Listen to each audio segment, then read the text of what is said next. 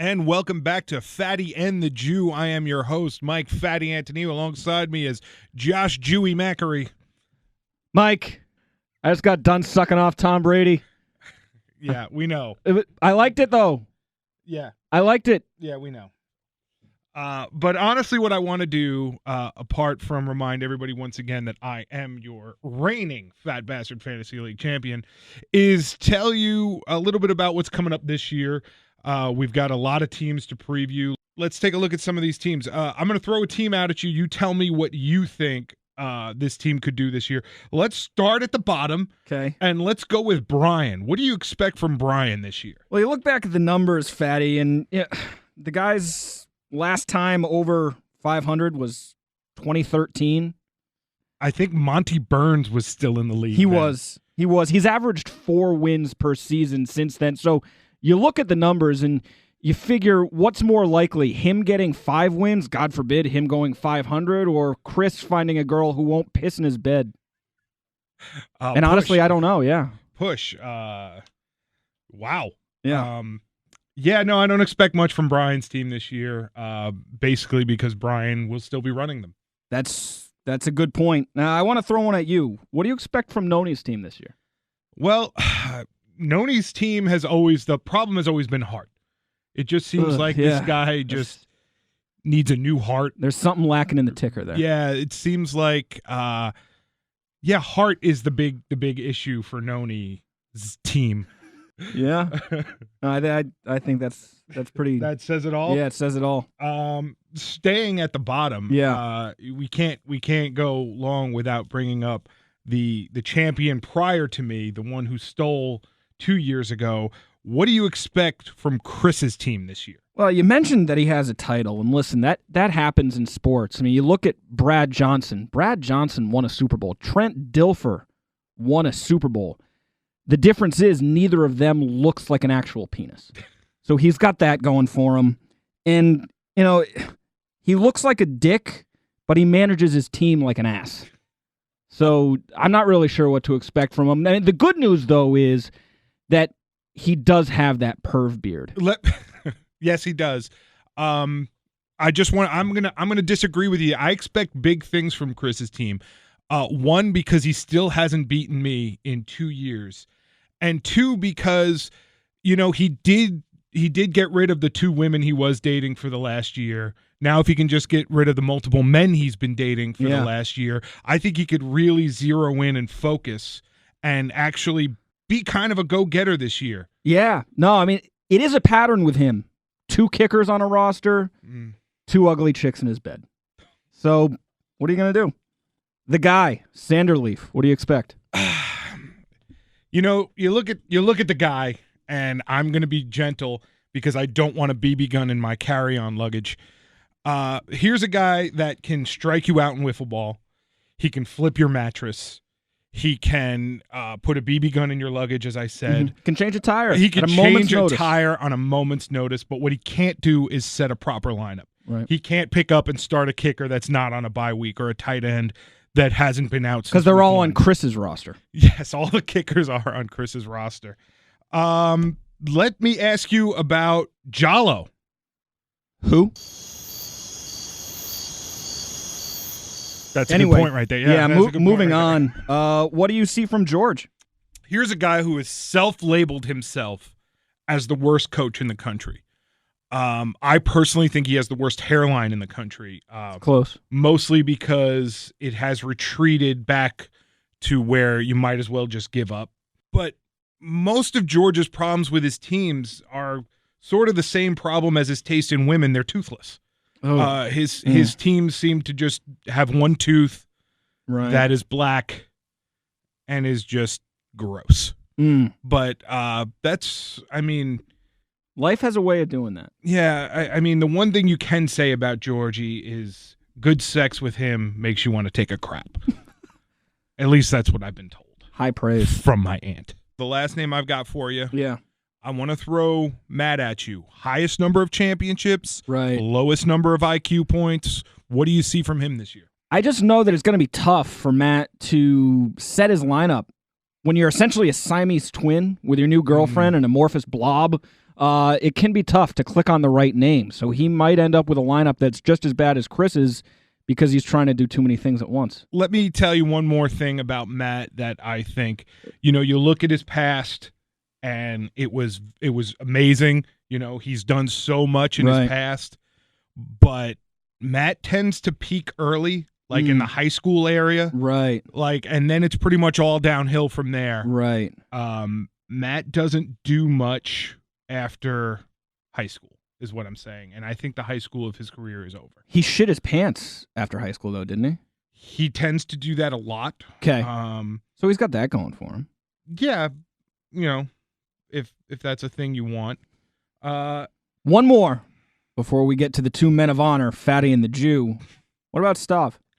Stav is a guy, you say, speaking of peaking early, Stav was a guy that used to dominate this league. People used to run and hide from Stav when they had to play him. It was always a week that you were worried. And then Stav started to have sex. And I think most of his fantasy knowledge was ejaculated along with all of the obviously bald sperm that he has. All his fantasy knowledge ended up all over somebody's face. Yeah, pretty much. Yeah. And I would say that, there is no ties in the kingdom of Grayskull. And Stav is certainly playing like that. It's true. All right, we're going to go live now to the fantasy draft order. Oh, didn't see you there. I'm your champ, commissioner, skin dog, Mike Anthony. You can call me champ. No big deal. Apologize for breaking into your episode of Fatty and the Jew, but we have ourselves a brand new season. We got a brand new helmet, Old Dominion, and we're going to pick our draft order. Not that it matters where I draft, because let's be honest, I'm going to win anyway. George is ugly. With me, as always, is Josh. Say hello, Josh. And the only way you know how. I got everybody's team in here. We'll go 10-1. 10-1. Josh, why don't you have the honors of picking the 10 pick? The guy hopefully will start a full team this year, week in and week out. I'm going to go ahead. Not looking. The 9 pick is going to George. George loves the 9 pick, I think. The 9 pick and having sex with relatives. George's favorite pastimes. All right, we go to the 8 pick. Josh, you're up.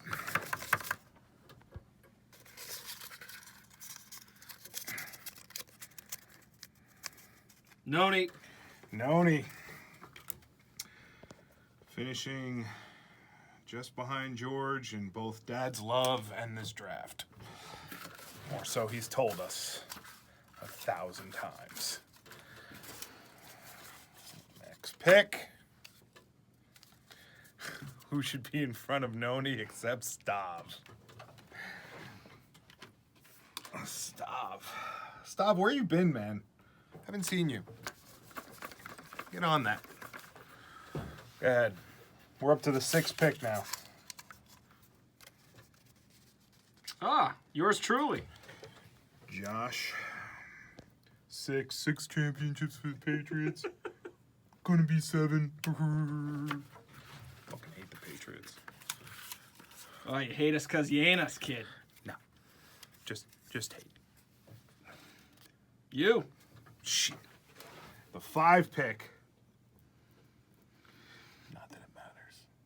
I'm gonna win. Again. 4 pick. Who we got left? We got Brian. Not that it matters where he picks. That guy can't win. We got Jallo. We got Matt. And we got Chris. Yeah. Oh, shit. It's like an all retarded top 4.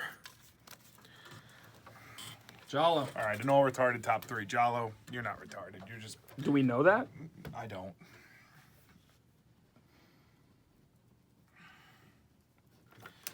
And top three, gentlemen. Top three. Number 3 pick goes to Adamatu. Give me the Vernius Colts. What? He's going to be good this year. So it's down to Brian, who, let's be honest, deserves the 1 pick with how often he finishes in last. And Chris, who, let's be honest, looks like a penis. Chris with the 2 pick, which means Brian has your number 1 pick of the Fat Bastard Fantasy Football Draft. Draft will be probably the Sunday prior to the kickoff of the NFL season. We will make arrangements going forward as to draft parties and whatnot. Hopefully some of you can get your ass up to the Northeast so we can all draft together like in the good old days. And I will also throw out any possible rule changes, not that we have them. Anybody has an issue with draft time, please let me know. I am still your champ. And just to remind you, I'm going to now have a dramatic reading of my epic poem, "'Twas the Night Before My Championship." Enjoy. See you on the Fantasy Gridiron. 'Twas the night before Christmas, and all through the league, my brothers were vanquished without much fatigue. Matt was losing big, but didn't really care, for his ship was won, beating the one with no hair. Noni was home all snuggled in bed, wishing that Zach had started his entire bench instead. And Chris was crying because his team was utter crap, looking as if he was wearing a dick for a cap. When the night was over, I bellowed such a clatter. I looked at my pants and saw I got fatter. But I wouldn't have to wear a muumuu or sash, because instead of bacon, I was fatter with cash. I beat Josh and the guy because their teams really did blow, and just like his team scores, Brian's penis refused to grow. When I look in my rear view, what did appear? I kicked that guy Jallo's ass. You know, the queer. Speaking of people of head shaped like Dick, Stav was no match for my mighty strong prick. But Stav is too busy with his girlfriend to play. At least this is one that he doesn't have to pay. Over and over my challengers came, and again I made them say my name. Whether it be Noni or George or Matthew's new vixen, you know she runs his team. She's trying to fix him. I have no imagination, but look on my wall. It's another championship. That makes 2 in all. I'd make a joke here about the one we call the guy, but I'd be afraid of a BB gun when I'm ready to fly. After another championship, my ego did grew. I even destroyed that patriot-blowing Jew. My brother Matt's season is over. No more stress. Especially since he's a blob, now called mess. And Matt is ready to remarry, and here are the proofs. A divorce from his ex, the one with the horns and the hoofs. As I draw this to a close with insults abound, there's one more person to whom I need to get around. George, whose team I turned to ashes and soot. I hope that he reads this before licking Aunt Sue's foot. While I love him and hope that his Christmas is merry, I fucked him worse than when Aunt Sue took his cherry. His house is decorated with lights and a wreath in hopes that Santa wouldn't bring Aunt Sue teeth. The best part of winning is shutting his mouth. His douchebaggery has grown since he moved to the South. From Hackenberg to Sevy, he never seems right. It used to be that his wrath could cause a great fright. But now his insults are harmless as an elf.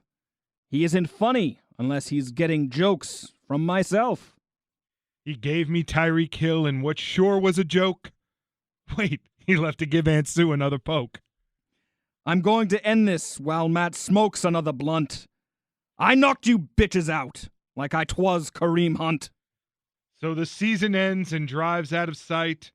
Happy Christmas to all, and to all go fuck yourselves.